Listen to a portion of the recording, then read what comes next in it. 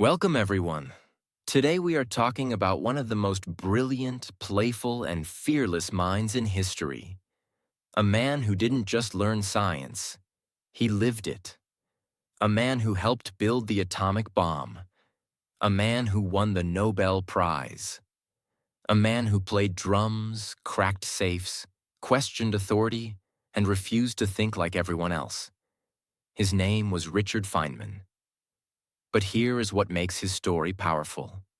He was not born as a genius who knew everything.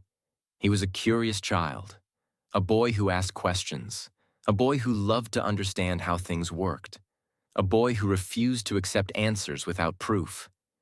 And that curiosity changed the world. Today, we will explore his full life story in 4 long chapters. Not just his success, but his struggles, his love, his pain, his personality, his mistakes, his bravery. And as you listen, you will not only learn about Richard Feynman, you will learn how to think differently. And as you listen to this story in simple and clear English, you will also improve your listening and understanding skills naturally. If you enjoy learning English through powerful real-life stories like this, make sure you subscribe and stay connected. Chapter 1. The Boy Who Asked Too Many Questions. Richard Feynman was born on May 11, 1918, in Queens, New York. His family was not rich. They were not scientists. They were not famous. But his father was something special. His father believed in one powerful idea. It's not important to know the name of something. It's important to understand how it works.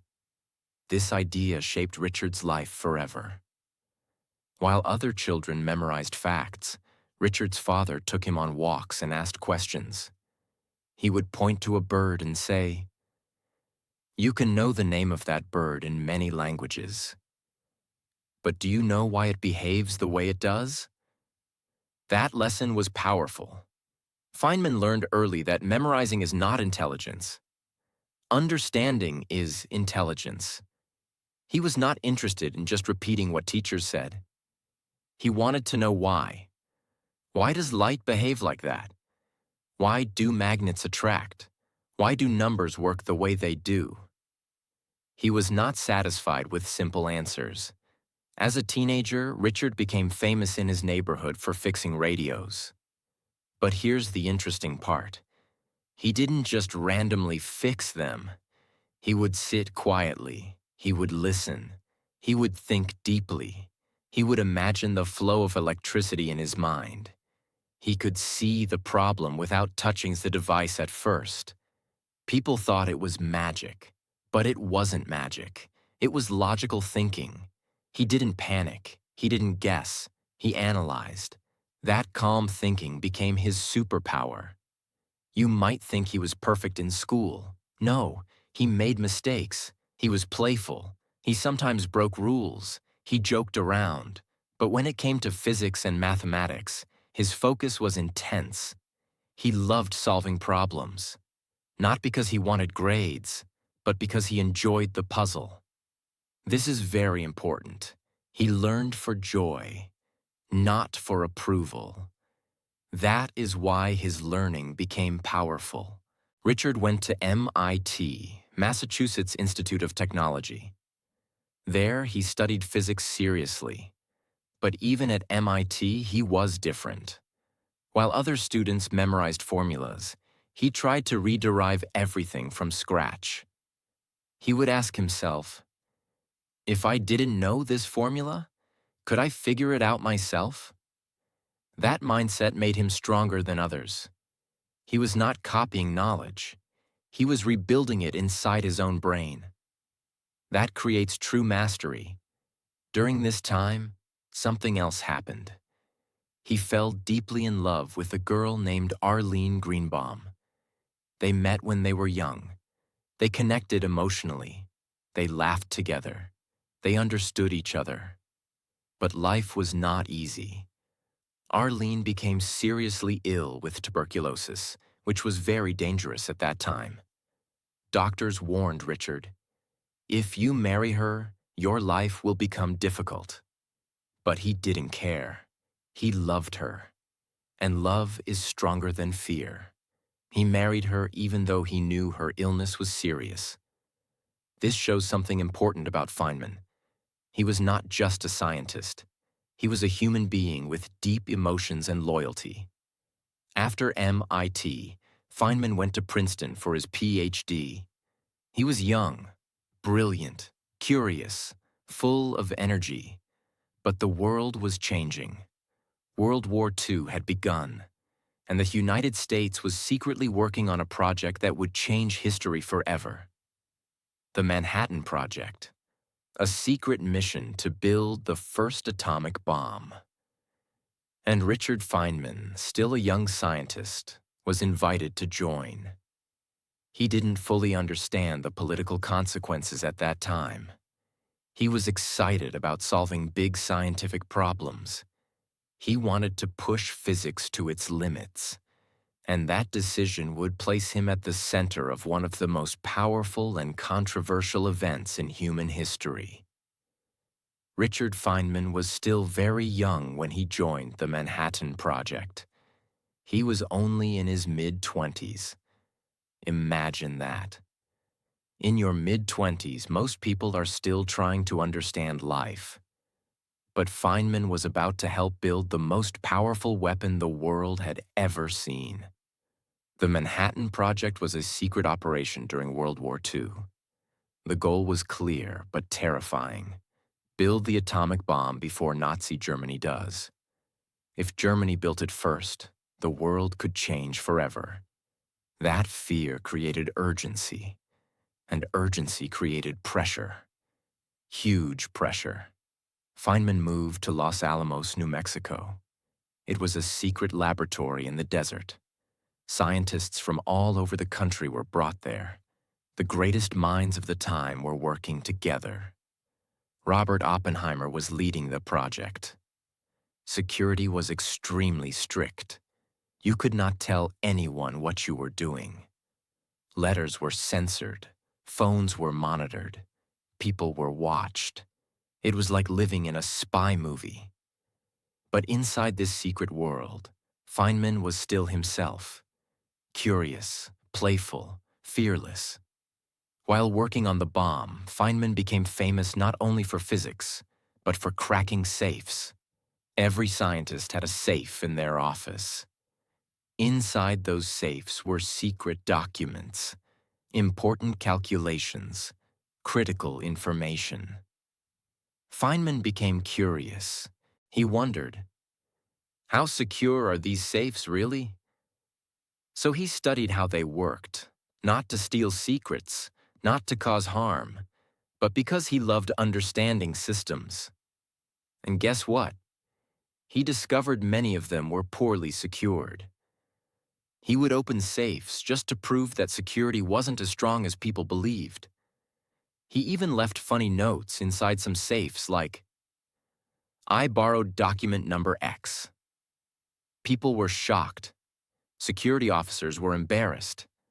But Feynman wasn't doing it for chaos. He was exposing weakness in the system. He believed in truth over authority, even in a high-pressure military environment. At Los Alamos, Feynman worked on complex calculations. Very complex, but let's explain it simply. To build an atomic bomb, scientists had to understand how tiny particles, atoms, behave when split. When you split certain atoms, they release enormous energy. But controlling that reaction required precise mathematics. Feynman became responsible for coordinating calculations. He created systems to make teamwork more efficient. He simplified complex problems. He helped others think clearly. He wasn't just smart, he was practical. He believed if you can't explain something clearly, you don't understand it deeply. That idea became one of his life philosophies. But while he was solving scientific puzzles, his heart was breaking. His wife Arlene was getting weaker. She was in a hospital far away, Her tuberculosis was getting worse. Feynman visited her whenever he could, even though people warned him about the risks, even though the disease was dangerous. He loved her deeply, and love does not calculate risk like science does. While the world was focused on building a weapon, he was watching the person he loved slowly fade away.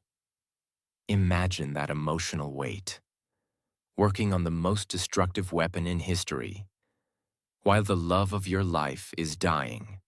That kind of pressure would break many people. But Feynman continued, not because he was cold, but because he separated emotions and work when necessary. He carried pain quietly. In July 1945, the bomb was ready. They tested it in the desert. This test was called Trinity. When it exploded, it created a massive flash of light, a powerful shockwave. A new era began. Feynman later described the moment. He did not feel pure joy. He felt something complicated: excitement, shock, confusion. Soon after, bombs were dropped on Hiroshima and Nagasaki. Thousands of people died. The war ended. But the world changed forever. Feynman later admitted something important. At that time, he did not deeply think about the moral consequences. He was focused on the science, on solving the problem. But later in life, he reflected on it more seriously. He realized how powerful science can be, and how dangerous it can be too. After the war ended, something unexpected happened. Feynman felt empty. He lost Arlene in 1945. She passed away before the war ended. He lost the person he loved most. The war was over. The big mission was complete. But he felt no excitement, no joy, no direction. He once said that after the bomb, physics felt unimportant for a while. He questioned meaning. He questioned purpose. He questioned everything. That shows something powerful. Even geniuses go through dark seasons. Even brilliant minds feel lost sometimes. Success does not protect you from emotional pain. Feynman did not stay in that dark place forever. One day he saw something simple, a plate spinning in a cafeteria. He became curious. He started calculating how the plate was wobbling in the air, just for fun. No pressure, no war, no big mission, just curiosity. And something returned: joy. He remembered why he loved physics, not for fame, not for power, not for war, but for curiosity. That moment restarted his career. Sometimes the biggest comeback begins with a small spark. Chapter 3: The Rebel Professor and the Nobel Prize. After the war, Richard Feynman began teaching at Cornell University. On paper, this looked like success. He was a respected scientist. He had worked on the most important project of the war. He was brilliant. But inside, he felt different. He felt confused. He felt disconnected. He felt like his passion for physics had disappeared. And that is very important. Even geniuses lose motivation. Even successful people feel lost. One day in the cafeteria, he saw something simple. A student threw a plate into the air. The plate was spinning. It was wobbling. It was dancing in the air. Most people ignored it. But Feynman stared at it. He asked himself, how exactly is it wobbling? He started calculating for fun. No pressure, no competition, no war, no expectation. Just pure curiosity. That small moment brought his joy back.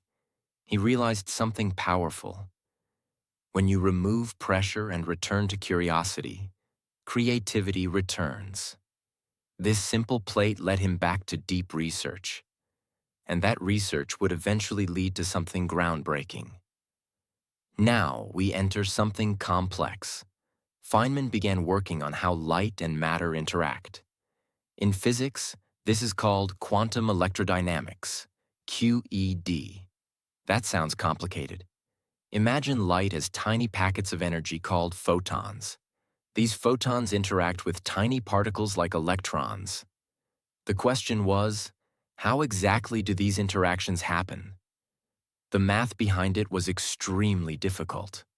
Other scientists struggled. The equations were messy, confusing, almost impossible to manage. But Feynman had a different way of thinking. Instead of complicated long equations, he drew pictures. Yes, pictures. He created simple diagrams to represent particle interactions. Today, we call them Feynman diagrams. These drawings simplified extremely complex physics. They made it easier for scientists to understand what was happening. He turned abstract mathematics into visual storytelling. That was his genius. He did not just solve problems. He changed how people think about problems. In 1965, Richard Feynman won the Nobel Prize in Physics. He shared it with two other scientists. The prize was given for their work on quantum electrodynamics. This was one of the highest honors in science. But here is what makes this moment powerful. He did not chase the Nobel Prize. He chased understanding. He loved solving puzzles. The prize came later. That is a big lesson. When you focus on mastery, recognition follows. When you chase recognition first, mastery often disappears. After Cornell, Feynman moved to Caltech, California Institute of Technology. This is where he became legendary, but not in a normal way. Most professors are serious, formal, distant. Feynman was different. He joked in class. He challenged students. He made complex ideas feel simple. He believed, if you cannot explain something in simple language, you do not truly understand it. That philosophy became famous. His lectures were not boring, they were exciting. He could explain the most complex physics in everyday words. He did not try to sound intelligent. He tried to make others understand. That is true intelligence. When he won the Nobel Prize, many doors opened. He received invitations to elite events, exclusive conferences, high-status dinners. But Feynman did not like fake importance. He once refused to attend certain events because he felt they were based on ego. He disliked titles. He disliked hierarchy. He disliked people pretending to be superior. He once said something powerful. I would rather have questions that can't be answered than answers that can't be questioned. That sentence shows his character. He respected curiosity more than authority. He believed in questioning everything, even himself. There was another side of Feynman that surprises many people. He loved playing bongo drums. Yes, a Nobel Prize-winning physicist who played drums passionately. He learned to play during his time in Brazil. He even performed publicly. He did not care what others thought. Some scientists criticized him. They thought it looked unprofessional. But Feynman did not live to impress people. He lived fully. He painted. He played music. He explored. He experimented. He refused to limit himself to one identity. He showed the world that intelligence and fun can exist together. After Arlene passed away, Feynman remarried. His second marriage, to Mary Louise Bell, did not last long. It ended in divorce. Later, he married Gwyneth Howarth. With Gwyneth, he found stability. They had a son, Carl, and later adopted a daughter, Michelle. He was not just a scientist. He was a father. He played with his children. He taught them curiosity. He encouraged questions. He carried forward the same mindset his father gave him. Curiosity over memorization. Understanding over ego. In 1986, something happened that once again placed Feynman at the center of history. The Space Shuttle Challenger exploded shortly after launch. The entire nation was shocked. 7 astronauts died. A commission was formed to investigate the cause. Richard Feynman was chosen as a member. Many officials tried to hide the real problem, but Feynman did not tolerate dishonesty. During a live television hearing, he performed a simple experiment. He took a small piece of rubber O-ring. He put it in ice water. He showed how it lost flexibility in cold temperature. He explained simply, the O-ring failed because of cold weather. This failure caused the explosion. In front of millions of viewers, he exposed the truth. Simple, clear, powerful. That moment showed his character again. Truth over reputation, clarity over politics. He did not care about power structures. He cared about facts. Later in life, Feynman was diagnosed with cancer.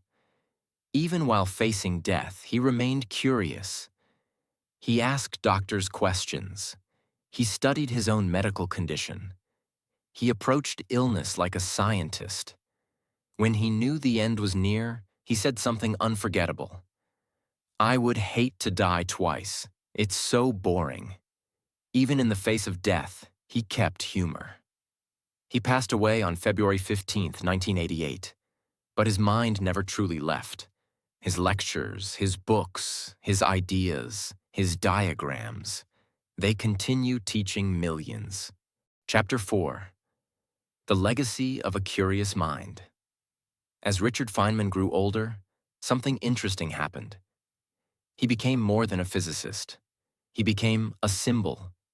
Not a symbol of perfection, not a symbol of seriousness, but a symbol of curiosity. And that is powerful.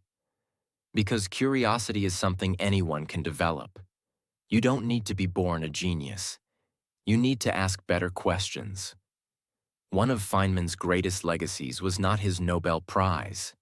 It was his teaching. At Caltech, he gave a series of lectures that later became famous as the Feynman Lectures on Physics. These lectures were not written like a normal textbook. They were alive. He explained physics in simple language. He would break down complex ideas into small, understandable parts. For example, instead of just giving formulas, he would ask, "What is really happening here?" He wanted students to see the logic, not just memorize the result. Many students said something powerful about him. When Feynman explained something, it felt obvious. That is the highest level of mastery. When something extremely complex feels simple. Today, decades later, those lectures are still used in universities around the world. His voice is still teaching. His mind is still guiding. Over time, people began to talk about something called the Feynman technique. It is a simple learning method inspired by him. The idea is very powerful. 1. Learn something. 2. Try to explain it in simple language, as if you are teaching a child. 3. Find where you struggle. 4. Go back and study again. If you cannot explain it simply, you do not understand it deeply. This technique is used today by students, entrepreneurs, engineers, and even language learners. Because it works. It forces clarity. It removes illusion. It destroys fake knowledge. Feynman hated pretending. He once said, "The first principle is that you must not fool yourself, and you are the easiest person to fool."